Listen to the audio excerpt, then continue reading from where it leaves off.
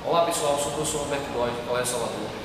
Vou aproveitar o momento para revisar alguns pontos importantes para a prova do Enem. Bom, importante no Enem é a questão ambiental, no que diz respeito à questão de combustíveis, energia, poluição, algo sempre marcante no Enem.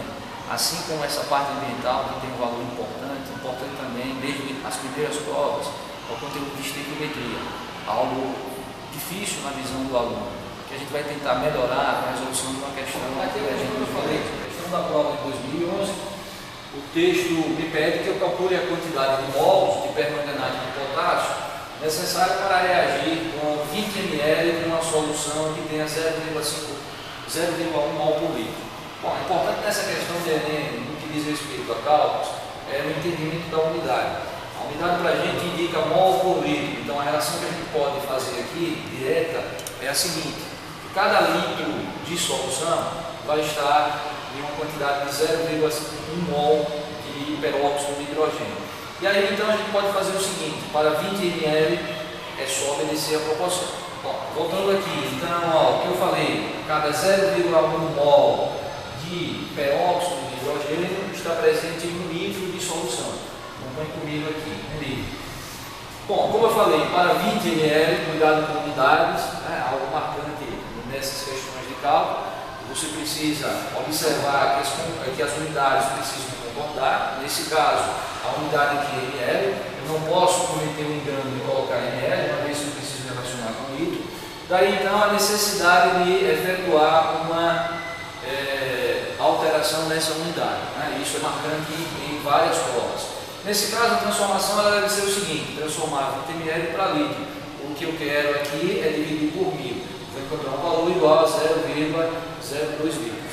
E aí eu tenho a seguinte colocação: para 1 litro, 0,1 mol, então para 0,02 litros, um valor igual a x. Bom, a partir daqui é aquele cálculo simples que a gente já conhece, Então, x vezes 1, e aqui eu tenho um valor que corresponde a 0,02 vezes 0,1, o que me dá um valor de 0,02 mol. Bom, é interessante que você saiba o que está fazendo. Então, a questão da unidade, mais uma vez, eu chamo a atenção: 0,02 mol. Bom, depois que você encontra realmente a quantidade de peróxido de hidrogênio que você tem, aí sim você parte agora para a equação. A equação é a equação do peróxido de hidrogênio na reação com o permanganato de potássio em um meio ácido, nesse caso o ácido sulfúrico. O que você quer é a quantidade de mols do permanganato de potássio. E essa deve ser calculada para reagir com uma quantidade específica de peróxido de hidrogênio presente na solução 0,1 mol por litro e um volume de 20 ml, que, como já foi mostrado, essa quantidade corresponde a 0,02 mol. Bom, como é que você consegue relacionar essas duas substâncias? A partir dos coeficientes estequiométricos. Eu estou falando desses números que ficam na frente das substâncias, que fazem com que a equação se torne balanceada. Então, a relação que a gente vai ter aqui vai ser a seguinte: cada 5 mols do peróxido de hidrogênio reage com 2 mols do permanganato de potássio. Então, aqui fica assim: 5 mols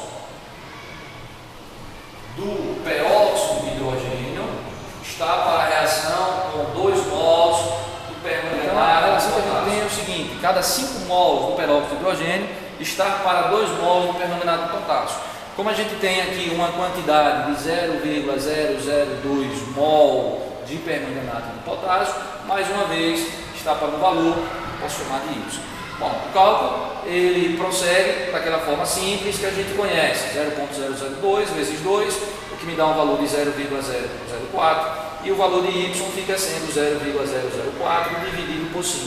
O valor que eu tenho aqui é de 8 vezes 10 a menos 4, o que indica a alternativa D dessa questão, certo?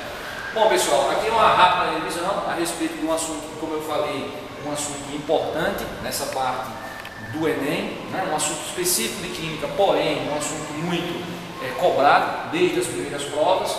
E interessante para a gente é a gente então focar nessa questão das unidades. As unidades para a gente é algo assim que a gente precisa entender e fazer a relação. Essa relação, em vários casos, se dá a partir do como foi mostrado de uma regra de 3.